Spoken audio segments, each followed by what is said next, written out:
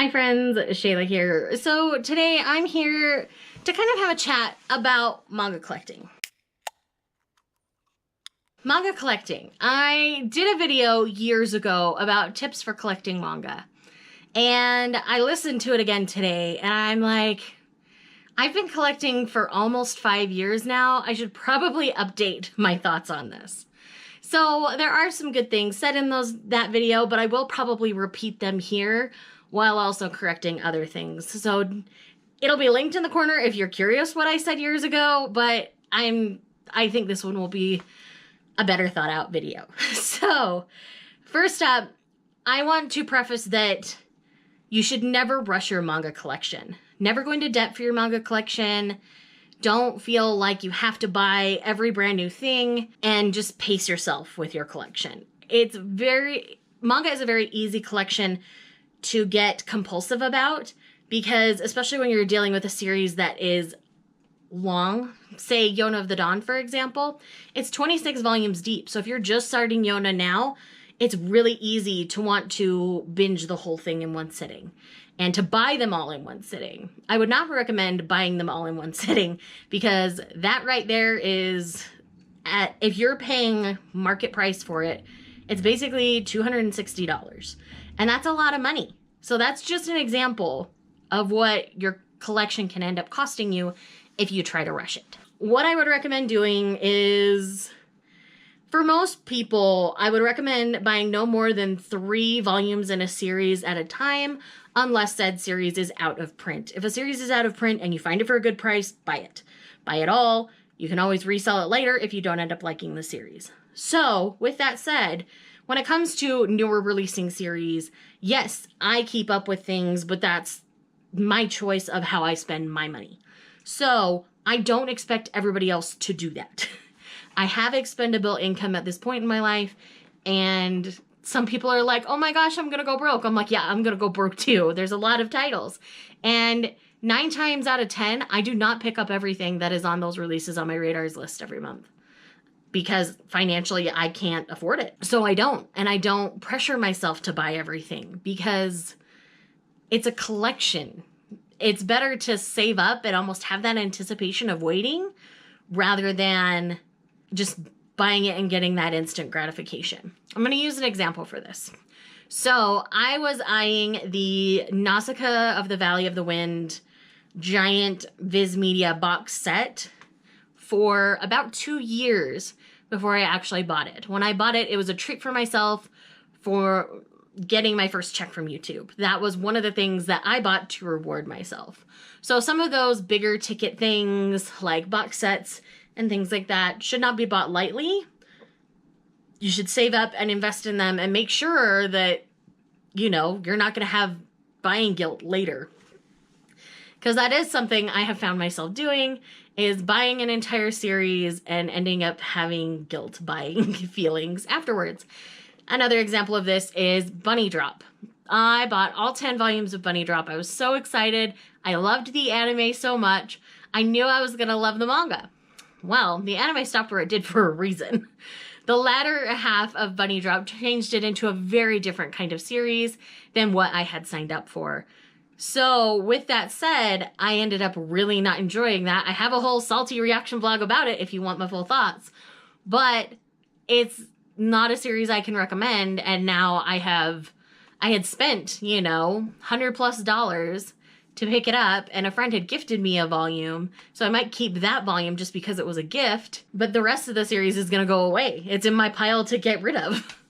And I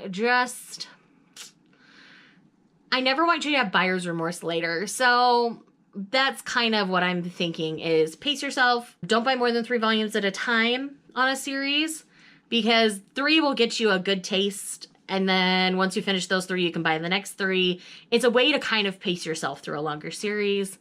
Or, I have a whole video about how I save money on manga, talking about subscription services that you can get to read manga for really not a lot of money. And it may be a subscription you're already paying for but not utilizing. So it's just a reminder for that. One that I forgot to mention in that video that I'm going to mention here is the Crunchyroll Manga App. A lot of us who read manga also watch anime and have Crunchyroll subscriptions. But there is manga attached to Crunchyroll.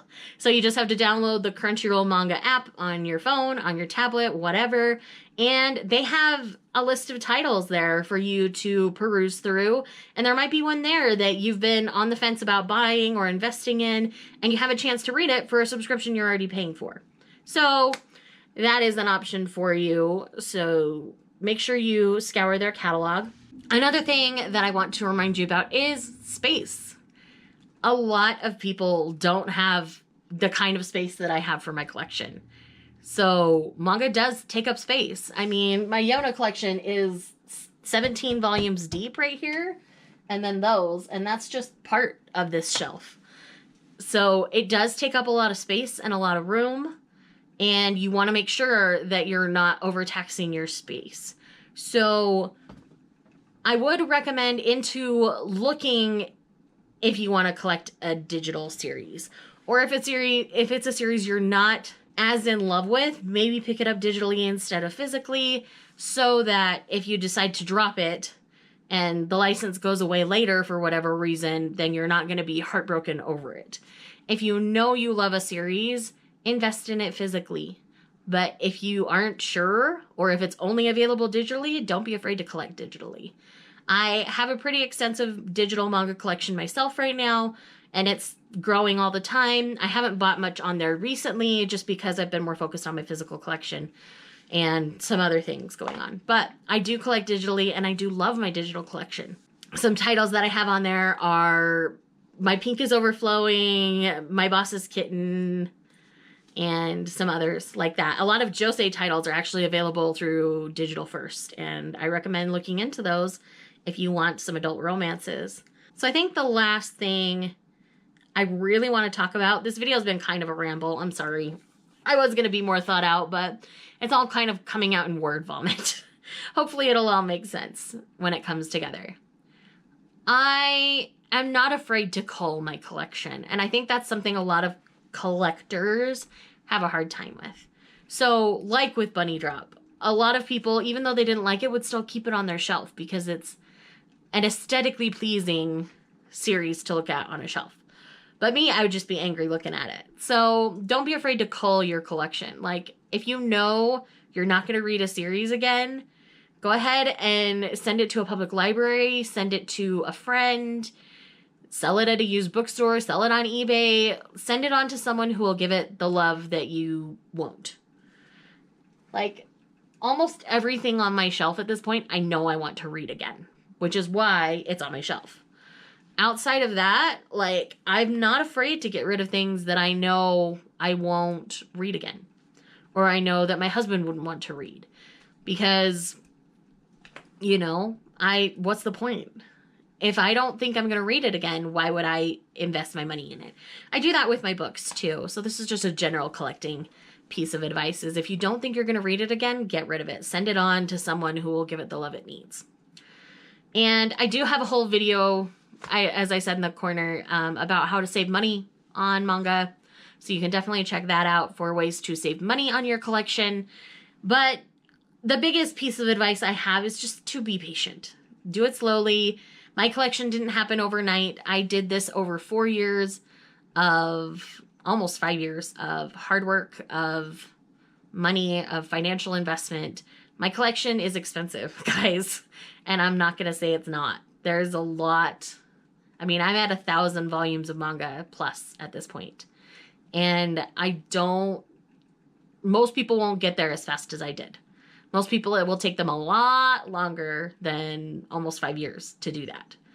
Because financially, they're in a different place than me. I was really blessed to have expendable income and the time to invest in something like this. And so I don't want you to feel pressure to have a collection like mine.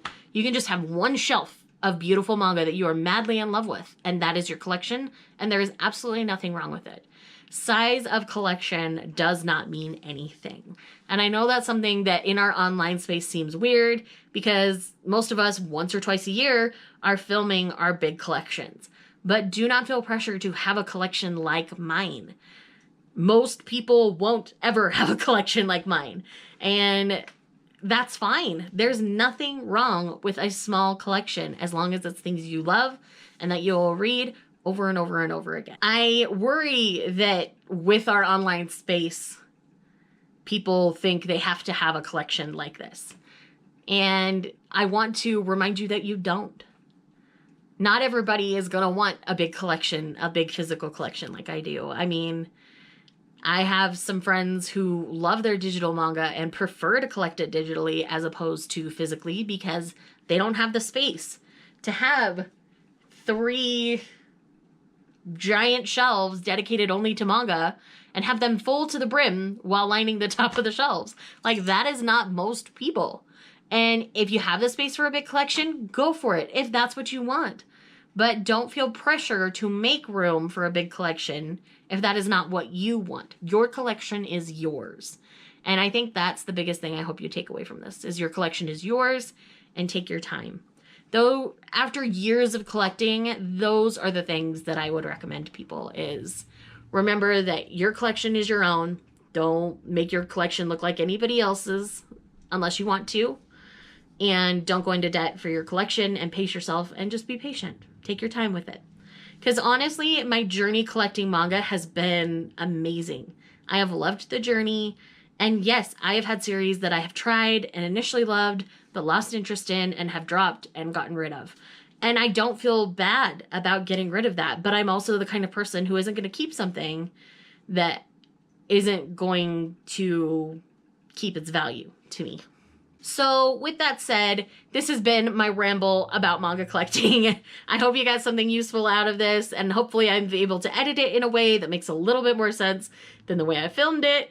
But anyhow, I hope you guys got something out of this video, and let me know down in the comments what you would recommend to manga collectors, because everybody is always looking for more tips and tricks about manga collecting.